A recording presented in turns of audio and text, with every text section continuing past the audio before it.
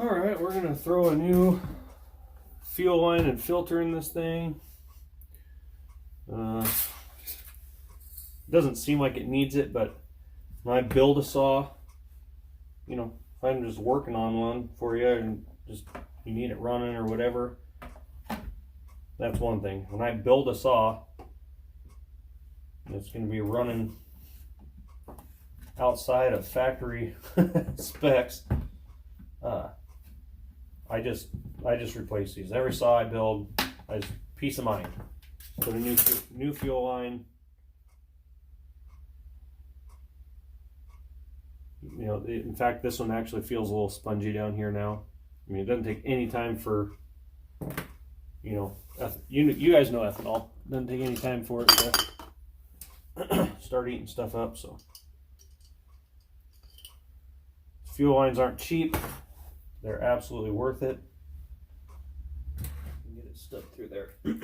Let's do one of these jobbers to start.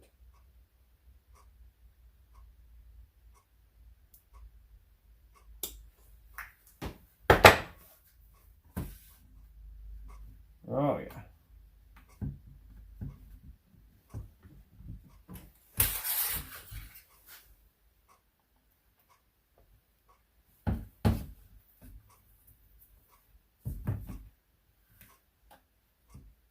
Okay.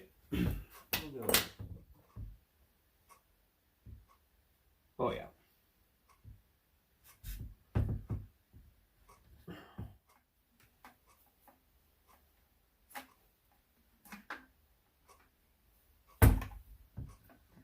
Okay. Fuel line that one. I mean, just a tank vent, but that's pretty hard and stiff already. So put a new little chunk of fuel line on that for the vent. I tell you, it's always something. Get this thing all the way back together. Forget to check this one bolt on these. They're notorious for it. Here you go. Snug, snug, snug. Stripped. So, pretty common. Here I am with the sawback part. And not the end of the world. Okay, so you can get a bigger bolt, but it's also hard to find one that'll fit in there. So this doesn't net you a fix that you can loosen and tighten, but it works one time, and really that's all it needs to do is hold. So take a zip tie, cut a length off that's the depth of the hole there, slide it in.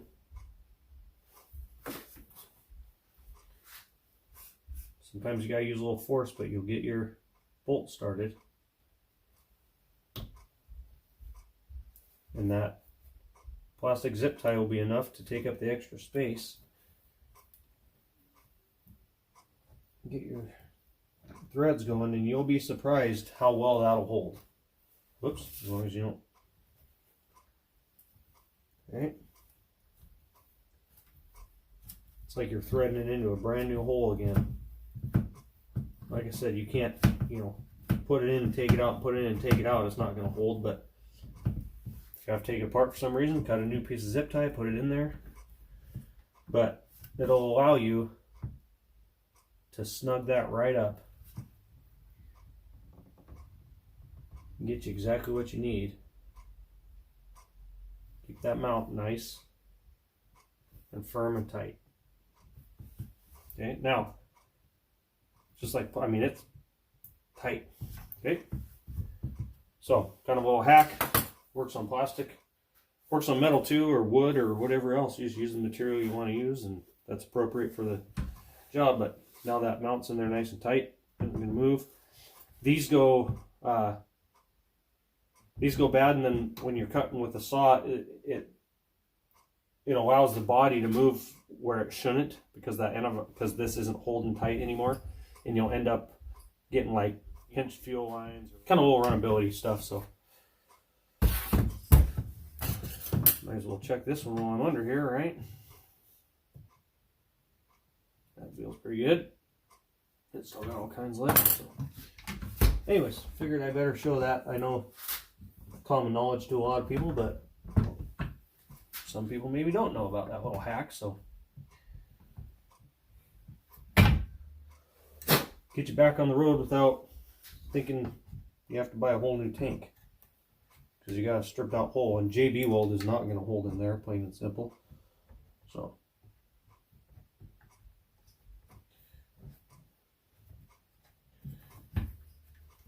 of course I should have checked that while I had the whole freaking saw apart, but I didn't. Then I remembered afterwards that I needed to check that because they go bad, and here I am.